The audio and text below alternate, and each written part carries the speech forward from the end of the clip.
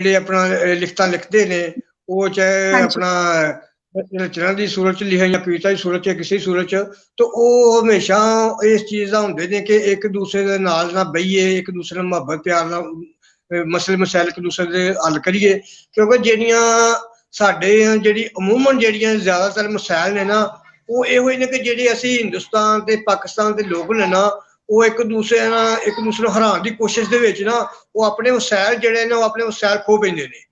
ਉਹਨੂੰ ਸਾਡੇ ਮੈਂ ਜੀ ਚੀਜ਼ ਸਮਝਣਾ ਨਾ ਉਹਨਾਂ ਨੂੰ ਸਾਡੇ ਜਿਹੜੇ ਬਜਟ ਜਿਹੜਾ ਹੁੰਦਾ ਵੀ ਮੁਲਕ ਦਾ ਉਹ ਉਹਨਾਂ ਆਵਾਮ ਤੇ ਨਹੀਂ ਲੱਗਦਾ ਜਿਨ੍ਹਾਂ ਦੇ ਇਹ ਆਪਣਾ ਸਿਕਿਉਰਟੀ ਤੇ ਲੱਗ ਜਾਂਦਾ ਵੇ, ਯਾਨੀ ਜੀ ਦਫਾ ਤੇ ਲੱਗ ਜਾਂਦਾ ਵੇ।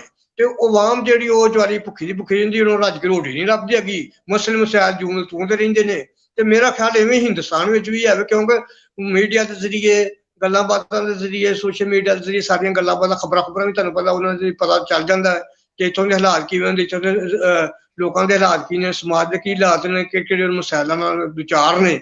ਤੇ ਇਹ ਜੋ ਸਾਡੇ ਮਸਲੇ ਨੇ ਤੇ ਮੈਂ ਇਹੀ ਸਮਝਿਆ ਕਿ ਤੁਹਾਡੇ ਵੀ ਉਹੀ ਮਸਾਇਲ ਨੇ। ਤੇ ਉੱਥੇ ਵੀ ਤੁਹਾਡੇ ਅਕਸਰ ਮੇਰਾ ਜ਼ਿਆਦਾਤਰ ਆਵਾਮ ਤੇ ਪੈਸਾ ਲਾਉਣ ਦੀ ਬਜਾਏ ਉਹ ਬਸ ਦਫਾ ਤੇ ਜੀ ਜਹਾਜ਼ ਬਣਾ ਲਓ ਜਾਂ ਇਹ ਚੀਜ਼ ਬਣਾ ਲਓ, ਬੰਬ ਬਣਾ ਲਓ, ਤੋਪਾਂ ਬਣਾ ਲਓ, ਟੈਂਕ ਬਣਾ ਲਓ। ਤੇ ਕਿਸੇ ਨੇ ਇਹ ਨਹੀਂ ਕਿਹਾ ਕਿ ਮਹਿੰਗਾਈ ਦਾ ਜਿਹੜਾ ਟੈਂਕ ਸਾਡੇ ਉੱਤੇ ਚੜਿਆ ਹੋਵੇ ਉਹਦਾ ਮੁਕਾਬਲਾ ਕਰੀਏ, ਜਾਂ ਜਿਹੜੀ ਭੁੱਖ ਲੋਕ ਸਾਡੇ ਮੁਲਕ ਦੇ ਵਿੱਚ ਨੱਚਦੀ ਪਈ ਹੈ, ਲੋਕਾਂ ਨੂੰ ਤਾਲੀਮ ਨਹੀਂ ਮਿਲਦੀ ਹੈ ਤੇ ਉਹਦੇ ਵੱਲ ਕੋਈ ਤਵੱਜਾ ਕਰੀਏ, ਉਹ ਉਧਰ ਵੱਲ ਇਹਨਾਂ ਲੋਕਾਂ ਦੀ ਤਵੱਜਾ ਨਹੀਂ ਹੈਗੀ। ਤੇ ਹੋਰ ਜਿਹੜੀ ਆਪਣਾ ਕੰਮਾਂ ਵੱਲ ਜਿਹੜੀ ਉਹ ਇਹਨਾਂ ਲੋਕਾਂ ਦੀ ਆਪਣਾ ਤਵੱਜਾ ਵੇ।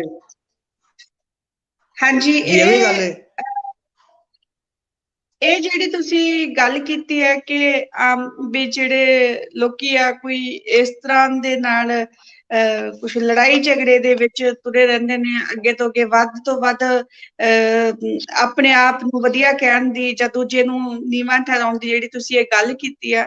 ਜਿੱਥੋਂ ਤੱਕ ਤੁਸੀਂ ਸ਼ਾਇਰਾਂ ਦਾ, ਲੇਖਕਾਂ ਦਾ ਗੱਲ ਕੀਤੀ ਆ, ਜਿੱਥੋਂ ਤੱਕ ਲੇਖਕਾਂ ਦਾ ਸੰਬੰਧ ਹੈ, ਕੋਈ ਲੇਖਕ ਚਾਹੇ ਉਹ ਲਹਿੰਦੇ ਪੰਜਾਬ ਦਾ ਤੇ ਚਾਹੇ ਉਹ ਚੜ੍ਹਦੇ ਪੰਜਾਬ ਦਾ, ਸਾਰਿਆਂ ਦੇ ਆਪਸ ਦੇ ਵਿੱਚ ਇੱਕ ਜਿਹੜੀ ਬੜੀ ਸਦਭਾਵਨਾ ਹੈ, ਬੜਾ ਪਿਆਰ ਹੈ।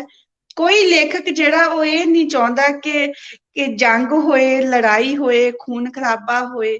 ਸਾਰੇ ਲੇਖਕ ਜਿਹੜੇ ਆ ਉਹਨਾਂ ਦੀਆਂ ਕਲਮਾਂ ਇਹੀ ਸੰਦੇਸ਼ ਦੇਣਾ ਚਾਹੁੰਦੀਆਂ ਕਿ ਇਹਨਾਂ ਦੇ ਵਿੱਚ, ਦੋਵਾਂ ਦੇਸ਼ਾਂ ਦੇ ਵਿੱਚ ਪਿਆਰ ਇਤਫਾਕ ਬਣਿਆ ਰਹੇ। ਇਹੀ ਸਾਰੇ ਲੇਖਕਾਂ ਦੀਆਂ ਇਹੀ ਦੁਆਵਾਂ ਆ, ਇਹੀ ਸਾਰੇ ਲੇਖਕਾਂ ਦੀਆਂ ਕਲਮਾਂ ਦੇ ਸੰਦੇਸ਼ ਨੇ। ਹਾਂਜੀ, ਲੇਖਕਾਂ ਦੇ ਅੰਦਰ ਕੋਈ ਇਹੋ ਜਿਹੀ ਪਿਆਰ ਵਿਰੋਧ ਦੀ ਭਾਵਨਾ ਨਹੀਂ ਹੈ। ਹਾਂਜੀ, ਇਹ ਕਿਉਂਕਿ ਜੋ ਵੀ ਜੋ ਜੰਗਾਂ ਆ, ਜੋ ਲੜਾਈਆਂ ਆ, ਇਹਨਾਂ ਦਾ ਜਿਹੜਾ ਅੰਤ ਆ ਜਾਂ ਇਹਨਾਂ ਦਾ ਕੋਈ ਨਤੀਜਾ ਆ ਉਹ ਸੁਖਾਵਾਂ ਨਹੀਂ ਹੁੰਦਾ, ਦੁਖਾਵਾਂ ਹੀ ਹੁੰਦਾ ਹੈ। ਹਰ ਇੱਕ ਮਸਲੇ ਦੀ ਲੜਾਈ ਦਾ ਜਿਹੜਾ ਹੱਲ ਹੈ ਉਹ ਲੜਾਈ ਨਹੀਂ ਹੈ, ਉਹ ਸਦਭਾਵਨਾ, ਪਿਆਰ ਤੇ ਸਾਂਝੀਵਾਲਤਾ ਵੀ ਹੋ ਸਕਦਾ। ਹਾਂਜੀ।